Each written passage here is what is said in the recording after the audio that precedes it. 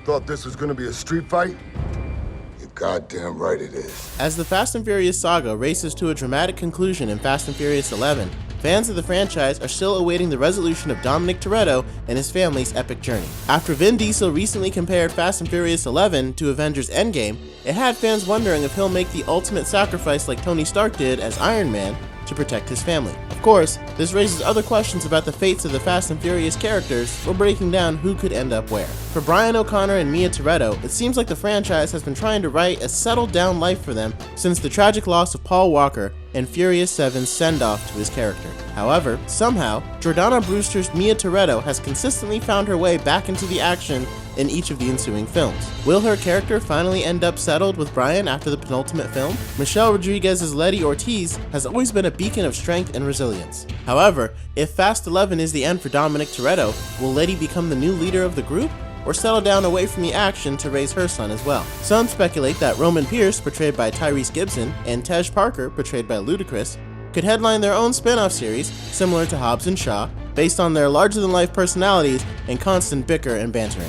Fast and Furious is notorious for bringing seemingly dead characters back to life. In the case of Han Lu, played by Sung Kong, and Giselle Yashar, played by Gal Gadot, both miraculously escaped seemingly fatal fates and are primed for a reunion in Fast 11. Will they ride off in the proverbial sunset as they had always planned before tragedy struck? Meanwhile, the brilliant hacker Ramsey seems to have the most clear destiny ahead of her, as her skills will likely make her a valuable asset to any government, and she'll likely end up with a cushy tech job to the highest bidder. For Luke Hobbs, the road ahead is filled with uncertainty. Will he find solace in retirement to spend more time with his daughter? Or after the final showdown, will he continue to have more buddy cop adventures with troubled anti-hero Deckard Shaw?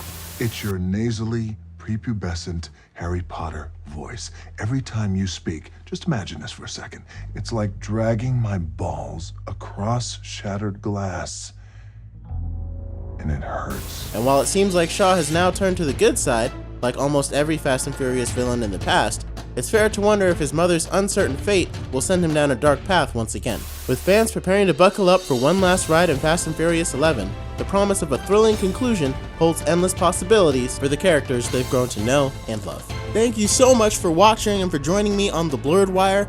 On this channel, I strive to give you daily facts, news, and even reviews of some of our favorite movies and TV shows. So if you consider yourself a certified cinephile like myself, make sure you hit that like and subscribe button, as well as follow our podcast where we go in depth with movie discussions and other things that we all love. Thank you again for joining us, and we'll see you next time.